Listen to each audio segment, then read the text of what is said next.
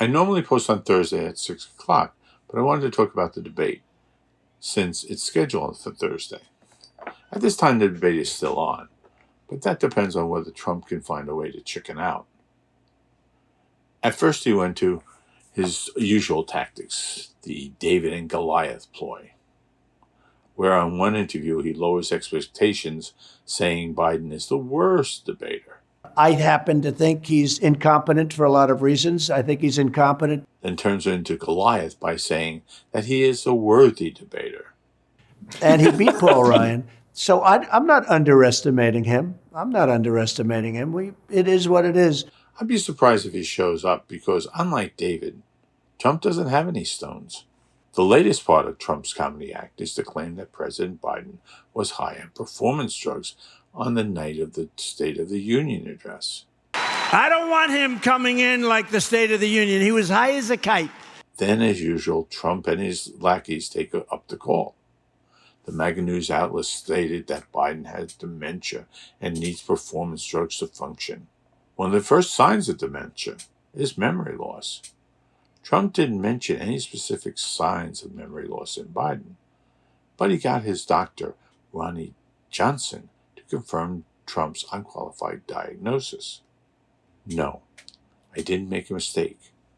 Trump used his flawless memory to call his friend Ronnie Jackson, pronounced by Trump as Johnson.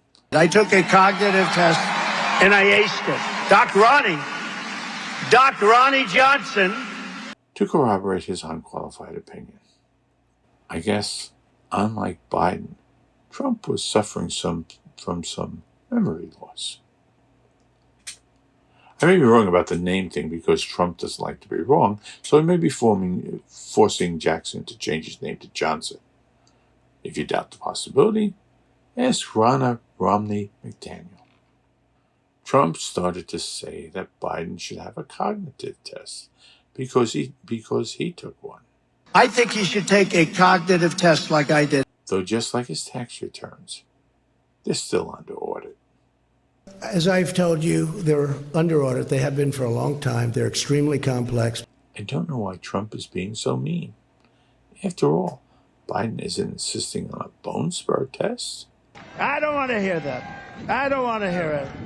Biden also agreed to stand for the debate, which was what Trump wanted. I can understand that, because though his supporters wear diapers that say real men wear diapers, they should have completed the sentence. So do whiny little babies. If what they say is true, I wouldn't want to sit down with a full diaper either. Lance Armstrong was on performance drugs when he won the Tour de France. Would anybody but an idiot mistake Joe Biden for Lance Armstrong? Trump, on the other hand, couldn't stay awake on his trial, but seemed pretty animated when he was making fun of that handicapped reporter. I don't know what I said. I don't remember. So, like the debates, you decide. This is the part where I'm supposed to beg you to subscribe. I'm not sure that begging works.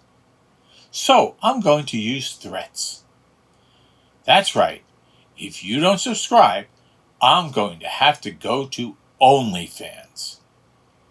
I know what you're saying. That will ruin the platform. And you're right.